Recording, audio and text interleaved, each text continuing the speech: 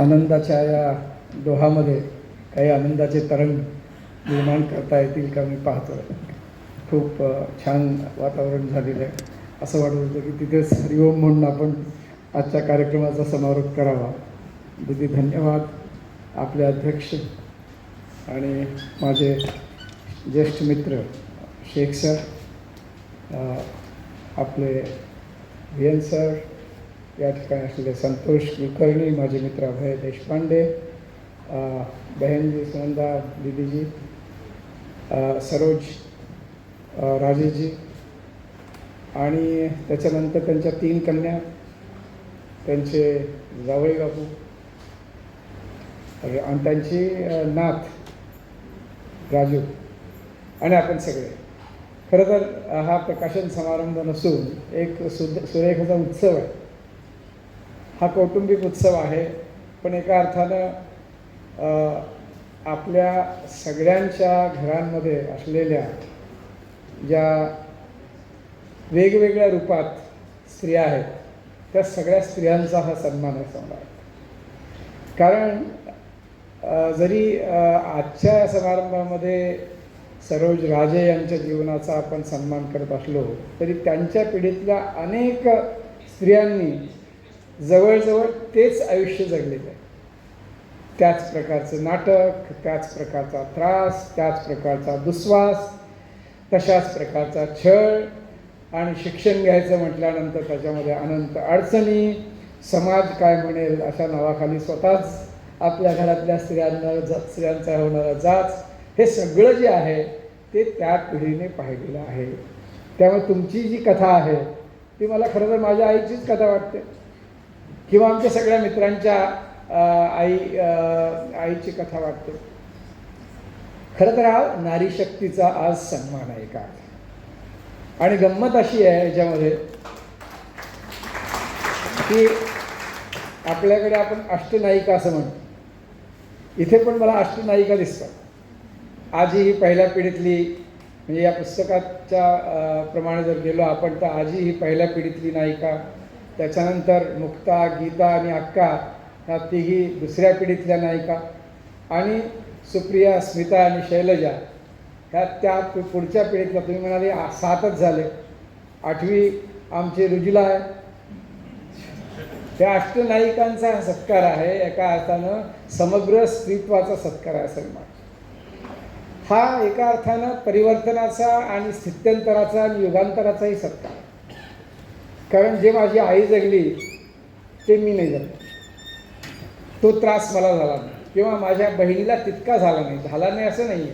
त्यातले काही त्या पिढीतून सुद्धा गाळी स्वरूपात आलेल्या छळाचं जे स्वरूप होतं ते स्त्रीच्या मागे खरं तर कायमचंच लागलेलं आहे, पूर्णपणे आजही सुटलेलं आहे असं मला म्हणवत.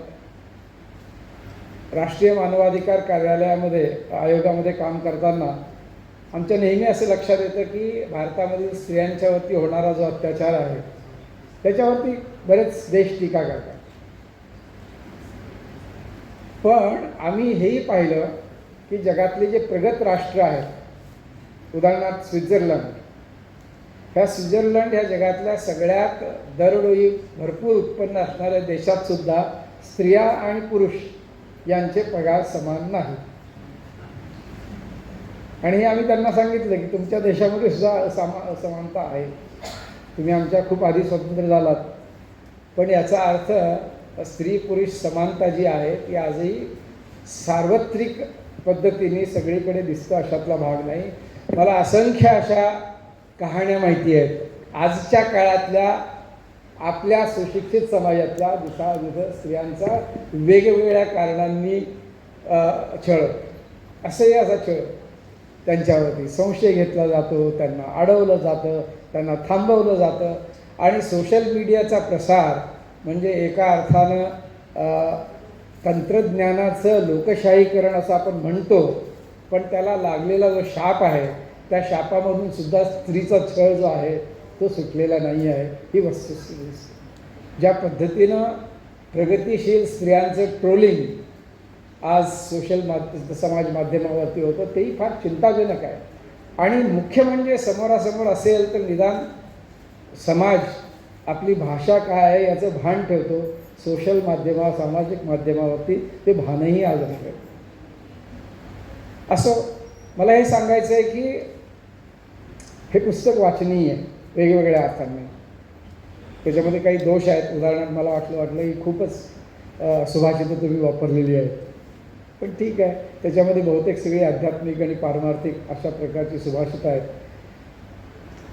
सुरुवात याची नाट्यमय पद्धतीने होते आणि पण ते नाट्य दुर्दैवी, आणि ते दुर्दैव जे आहे ते सरोजचे जे वडील आहेत त्यांच्यावरती अकस्मात जो काळाने घाला घातलेला आहे, काळाने, तिथून त्याची सुरुवात. आणि मग एका अर्थानं मुक्तीची सुरुवात होते वेगळ्या प्रकारे. एक सुशिक्षित, सुरक्षित अशा वातावरणातून हे संपूर्ण जे घर आहे, जमीनदार म्हणा किंवा सावकारीचं घर जे आहे ते उद्ध्वस्त होत आहे. ते खऱ्या अर्थानं आकाशाखाली येतात. आणि मग त्याच्यानंतर तो जो संघर्ष आहे त्या संघर्षाचा पहिला बळी जो आहे तो त्यांची आई आणि त्यांच्या स्वतः आणि त्यांच्या 2 बहिणी. आणि त्या कथा वाचताना आपल्याला जाणवतं की फार या लोकांनी फार सोसलेलं आहे.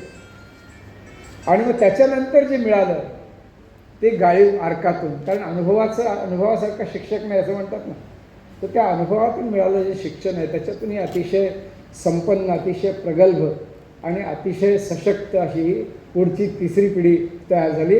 आणि 4थी पिढी जी आहे त्यामुळे नाचायला तयार, अभिमानानं, आनंदानं, उत्साहानं आणि आत्मविश्वासानं नाचायला ही 4थी पिढी झाली. हे स्थित्यंतर जे आहे हे ह्या पुस्तकाचं सगळ्यात मोठं वैशिष्ट्य आहे. मला वाटतं साधारण 40-50 वर्षाचा इतिहास या पुस्तकानं कवर केलेला आहे. आणि याच्यात अतिशय वेगवेगळ्या प्रकारे म्हणजे भावूक होणारे अनेक प्रसंग आहेत. म्हणजे नवीन घर बांधताना आलेले अनुभव, पैशाची पूर्वी असणारी जी चणचण असायची, म्हणजे 20 रुपयाची ती गुलाबी नोट जी आहे ती तो प्रसंग वाचल्यानंतर आपल्या मनातून जातच नाही. किंवा नुकतीच मुलगी झालेली आहे आणि तरीसुद्धा शाळेत जावं लागतं, शिकवावं लागतं आणि आजूबाजूचे टोचून बोलतात आणि आईला वेळेत मुलीला दूध पाजवण्यासाठी वेळ मिळत नाही. आणि मग ती त्याच्यानंतर कशी पावसात जाऊन भिजते आणि त्या पावसाबरोबर तिचं दूधसुद्धा कसं वाहून जातं. हा जो प्रसंग आहे तो काव्यमय तर आहेच, पण आतून हलवून टाकणार आहे. म्हणजे प्रतिकात्मकही तो आहे एकाच वेळेस. त्याच्यामध्ये त्याला मेटाफर म्हणतो, रूपकात्मक असा आहे की तिथं कळतं की ती सगळ्या प्रकाराने, मला असं वाटतं की नेमाडेंनी कुठल्या आपल्या एका पुस्तकात म्हटलेलं की स्त्री म्हणजे सुरुवातीपासून वेगवेगळ्या पाण्यांचा आविष्कार. ते अश्रू असो, रक्त असो, मासिक पाळी असो, दुःख असो, सगळ्या प्रकारचं सतत सहन करावं लागणं. ओलावा जो आहे, प्रेमाचा ओलावा असतो तो स्त्रीकडेच असतो असं त्यांनी एका ठिकाणी म्हटलेलं आहे. तर तो सगळा आपल्याला या ठिकाणी वाहून दिसतो की का लिहिलं सुप्रियांनी आणि आपण का नाही लिहित. म्हणजे मी स्वतःसुद्धा या बाबतीमध्ये स्वतःला फेल्युअर समजतो, अपयशी समजतो की माझ्या वडिलांनी जवळजवळ ते जेव्हा जपानला आले होते 1985-86 साली, तेव्हा ते दररोज बाजारात जायचे. त्यांना जपानी येत नव्हतं, आई पण बरोबर होती. आणि आमचा जो घरामध्ये मारुती नावाचा नोकर होता, भारतातून आम्ही कोल्हापुरातून गावातून नेलेला, त्याला मोडकं तोडकं जपानी येत असे आणि तो आई वडिलांना समजावून सांगायचा. मग त्यांना त्या काळामध्ये त्यांची जी उत्सुकता होती ती अशी असायची की ह्या भाजीला जपानीमध्ये काय म्हणतात किंवा ह्या याचा दर काय आहे वगैरे, अशा साध्या साध्या गोष्टींमध्ये त्यांना रस असायचा. आणि मग संध्याकाळी मी जेव्हा ऑफिसमधून येत असे तेव्हा मला ते सगळं सांगत की आज आम्ही हे पाहिलं. आणि त्यांच्या दृष्टिकोनातनं जपान समजणं ही माझ्या दृष्टीनं अत्यंत सुंदर अशी अनुभूती होती. उदाहरणार्थ त्यांनी मला एकदा सांगितलं की जपानमध्ये जो आहे कावळा तो वेगळ्या पद्धतीने कावकाव करतो. आता हे माझ्या कधी लक्षात येणं शक्यच नव्हतं. तर पण तो मुद्दा नाही आहे. सांगण्याचा मुद्दा असा की त्यांना त्यांचं ते वर्णन ऐकून मी त्यांना म्हटलं तुम्ही आजपासून डायरी लिहायला सुरुवात करा. म्हणजे खरं तर वडिलांनी मला सांगायला पाहिजे होतं, पण मीच वडिलांना सांगितलं की तुम्ही डायरी लिहायला सुरुवात करा. आणि त्या दिवसापासून, ज्या दिवशी माझे वडील गेले त्या दिवसाच्या रात्रीपर्यंत, म्हणजे पहाटे ते गेले त्या दिवसाच्या रात्रीपर्यंत त्यांनी प्रत्येक दिवसाची डायरी लिहून ठेवलेली. म्हणजे फक्त मुलंच आईवडिलांचं ऐकतात असं नव्हे, तर अनेकदा आईवडीलसुद्धा मुलांचं ऐकतात आणि केवढा मोठा धडा घेऊन जातात त्याच्यामध्ये, हे मला दिसून आलं. माझी अशी इच्छा होती की त्या डायरीचं जे आहे ते संपादन करून प्रकाशित व्हावं. ते मी अजून केलेलं नाही. म्हणजे एक मुलगा म्हणून मी किती अपयशी झालेलो आहे, किंवा सुप्रियाच्या तुलनेमध्ये मी किती बाद मुलगा आहे हे याच्यातून सिद्ध होतं. आईविषयी लिहिण्यासारखं खूप आहे. कारण माझी आई तर म्हणजे सुदैवानं तुमच्यामध्ये ती धमक होती. माझी आजी सुशिक्षित होती, साक्षर होती, पण आई निरक्षर होती. हा पण काळाचा महिमा होता. म्हणजे त्या काळामध्ये ते कशा प्रेरणा काम करतात, घरातलं वातावरण काय असतं, पुरुषाची भूमिका याच्यामध्ये खूप महत्त्वाची असते.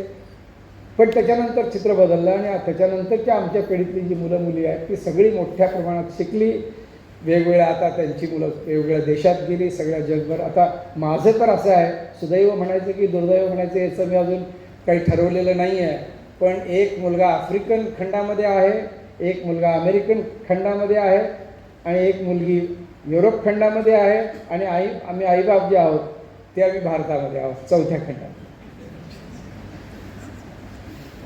आता ही शोकांतिका आहे काय सुखांतिका आहे हे काय ठरवेल.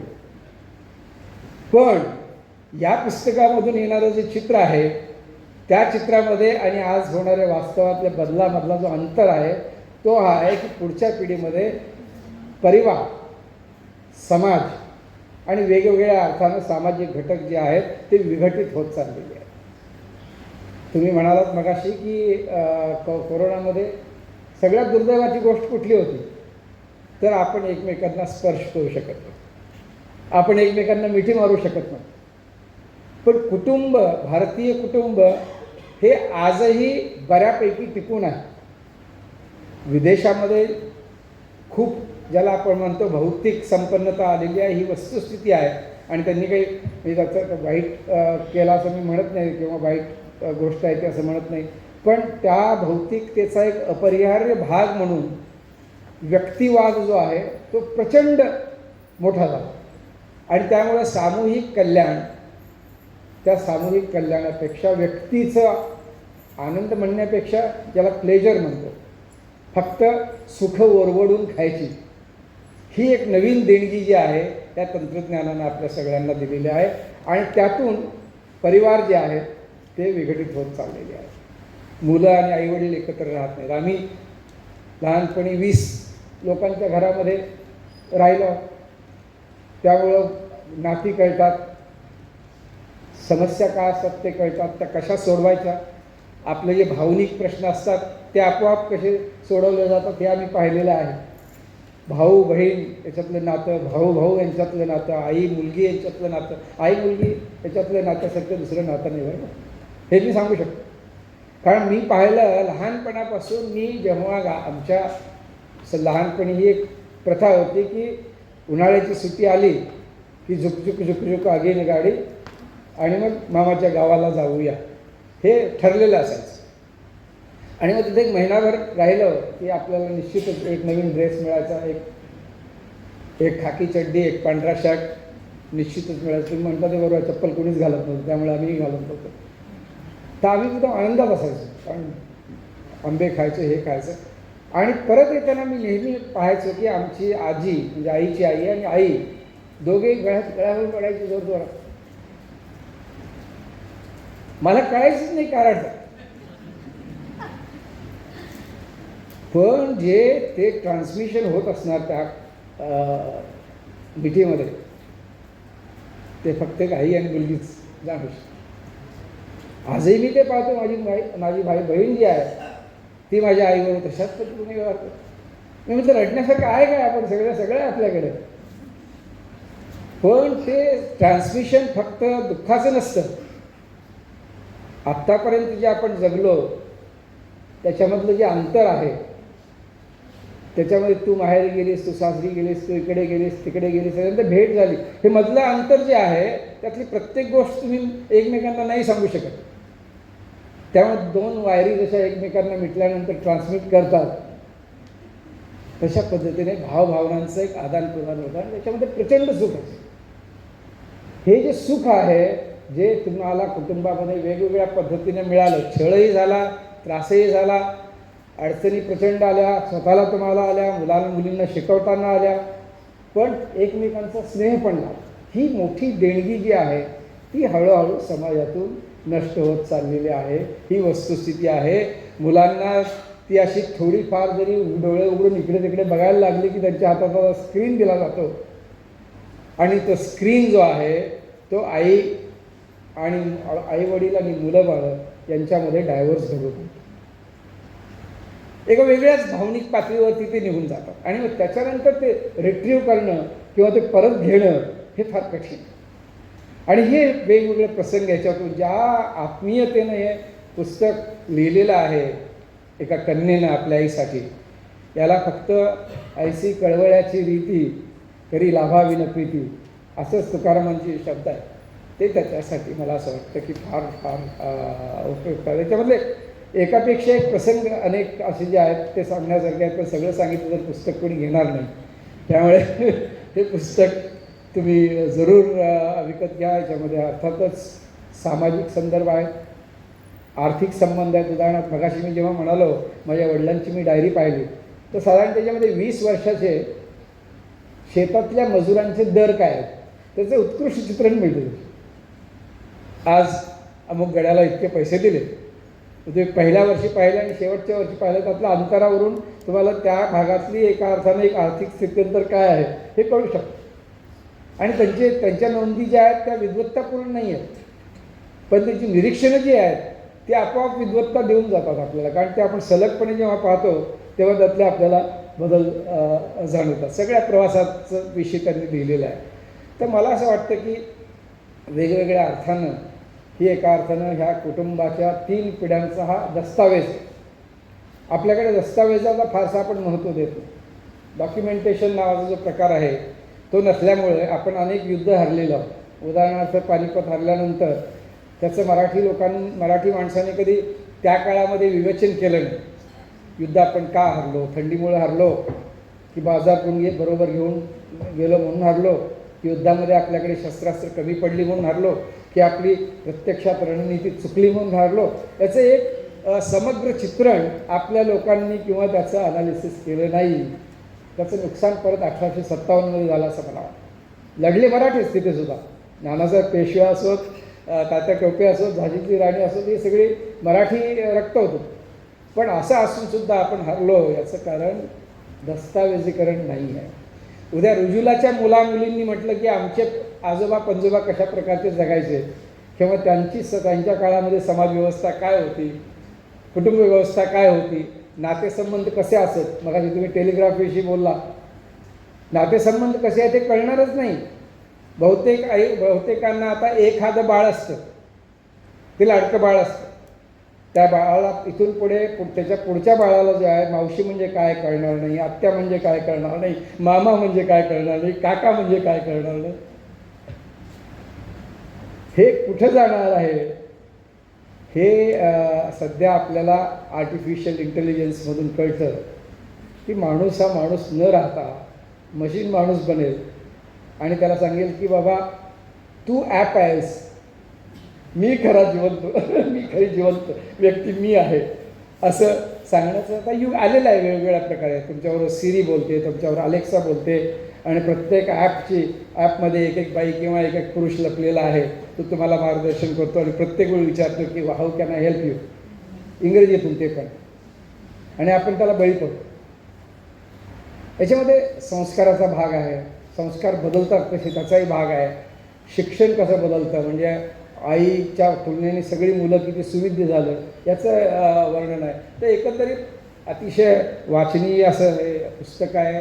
आणि याला हे कवर तुम्ही पाहिलं तर लक्षात येईल तुमच्या की हे असं वाटतं पाहिल्यानंतर की कदाचित 4वी-5वीचं पाठ्यपुस्तक असेल, पण त्याचा अर्थ असा आहे. आणि ह्या सर्व मॅडम शिकवत आहेत त्याच्यामध्ये, आणि खाली बसलेल्या सगळ्या मुलीच आहेत.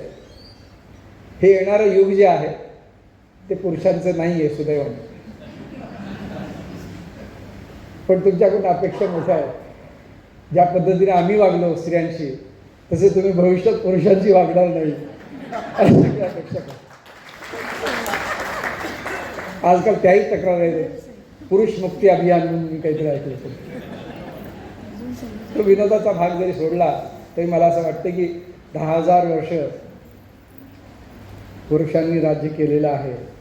एक 200-300 वर्ष त्यांना द्यायला काहीच हरकत नाही. बघू ना किती किती पुढे जातात आणि कशा प्रकारे. असं सिव्हिलायझेशनला वैशिष्ट्य सिव्हिलायझेशनचं असं आहे, त्याच्यामध्ये वेगवेगळे प्रवाह जोपर्यंत येत नाहीत तोपर्यंत ते संपन्न होतं. एकच प्रवाह झाला तर तो कंटाळवाणा होतो आणि तो एकदा नष्ट झाला की सगळं संपतं. त्यामुळे विविधतेचं फार महत्त्व आहे आणि विविधतेमुळे भारत टिकलेला आहे. विविधता नसेल तर भारत टिकणार नाही. ज्या पद्धतीचे विचार आज आपण ऐकतो त्या पद्धतीने नाही टिकणार. विविधता आहे आपली, एक उत्तम प्रकारे विविधता टिकवणारी आपलं एक संविधान आहे, त्यामुळे आपला हा देश टिकलेला आहे. तर आज आपण प्रतिज्ञा करू की अशा प्रकारे ज्या आपल्या सगळ्या माता आहेत, भगिनी आहेत, सुना आहेत, सासवा आहेत. त्याच्यामध्ये सासूला किती वाईट वाटलं मुलगी झाल्यानंतर आणि तिची रिॲक्शन काय आहे हे तिथेही आलेलं आहे. कॅप्शन आमच्याकडे एक दिल्लीला घरामध्ये काम करणारी स्त्री आहे, तिला 4 मुली झाल्या आणि मग तिच्या नवऱ्याने सांगितलं, ती नेपाळी आहे, नवऱ्याने सांगितलं की पुढचा मुलगाच व्हायचा आणि ती मग स्वतः गेली आणि ते स्वतःचं ऑपरेशन करून आली. नवरा म्हणाला मी तुला सोडून परत नेपाळला मी सगळ्यांना घेऊन, कारण मला इथे तोंड दाखवायला जागा नाही म्हणून मी तुला घेऊन नेपाळला जातो.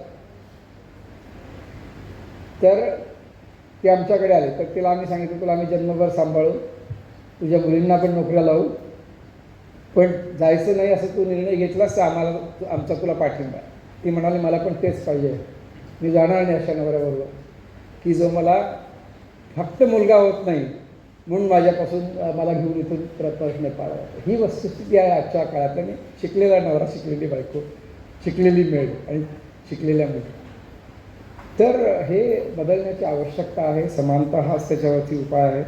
तर मी त्या पुस्तकाबद्दल लेखिकेचा सत्कारमूर्ती तुम्ही कोण आहात हे सांगणं कठीण आहे, आई की लेख, पण दोन्ही हे म्हणजे आईसारखीच मुलगी आहे आणि संपूर्ण परिवार जो आहे तो साथ देणार आहे. मी तुमचं सगळ्यांचं अभिनंदन करतो.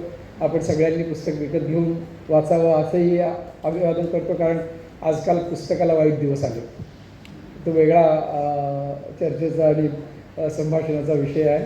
तर पुस्तक जरूर वाचा चांगलं, आणि स्वतः तुम्ही संपादिका आहात, सहेग सखेग सहेग हे तुम्ही मासिक चालवता, अशीच तुमची प्रगती हो आणि खूप पुस्तकं तुमच्या हातून लिहिली जावं अशा शुभेच्छा देतो. आपण सगळ्यांनी मला प्रेमाने बोलवलं त्याबद्दल आपला आभारी आहे. जय महाराष्ट्र, जय हिंद, जय कोल्हापूर.